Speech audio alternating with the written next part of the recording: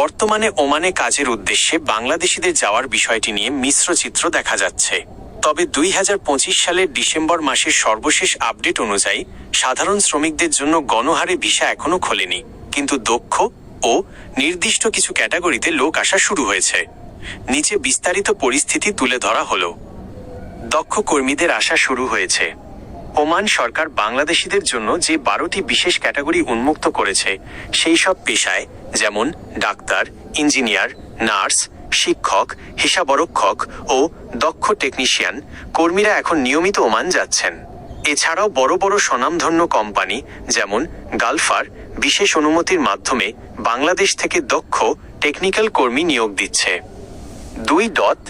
সাধারণ শ্রমিক ভিসার খবর। সাধারণ বা অদক্ষ শ্রমিকদের যেমন হেল্পার, ক্লিনার, কনস্ট্রাকশন লেবার জন্য নতুন ওয়ার্ক পারমিট এখনো পুরোপুরি চালু হয়নি। তবে আসার কথা হলো, সম্প্রতি বাংলাদেশ ও ওমান সরকারের মধ্যে উচ্চ পর্যায়ের বৈঠকে ভিসা নিষেধাজ্ঞা পুরোপুরি তুলে নেওয়ার বিষয়ে ইতিবাচক আলোচনা হয়েছে। ওমান সরকার দক্ষ জনশক্তি নিয়োগের মাধ্যমে ধীরে ধীরে অদক্ষ শ্রমিকদের জন্য দুয়ার খোলার ইঙ্গিত দিয়েছে। 3. অবৈধদের বৈধ হওয়ার সুযোগ 31 ডিসেম্বর 2025 পর্যন্ত। ওমানে যারা ইতিমধ্যে অবৈধভাবে আছেন তাদের জন্য এটি একটি বড় সুযোগ। আগামী 31 ডিসেম্বর 2025 পর্যন্ত কোনো জরিমানা ছাড়াই মালিক পরিবর্তন করে বৈধ হওয়ার বা দেশে ফেরার সময়সীমা বাড়ানো হয়েছে। এই সুযোগটি কাজে লাগিয়ে বর্তমানে অনেক প্রবাসী ওমানে তাদের কাজের বৈধতা ফিরে পাচ্ছেন। 4. ওমান এয়ারপোর্টে কড়াকড়ি। যাদের কাছে বৈধ কাজের ভিসা বা নির্দিষ্ট 12 ক্যাটাগরির ভিসা আছে, তারা কোনো সমস্যা ছাড়াই ওমান প্রবেশ করতে পারছেন।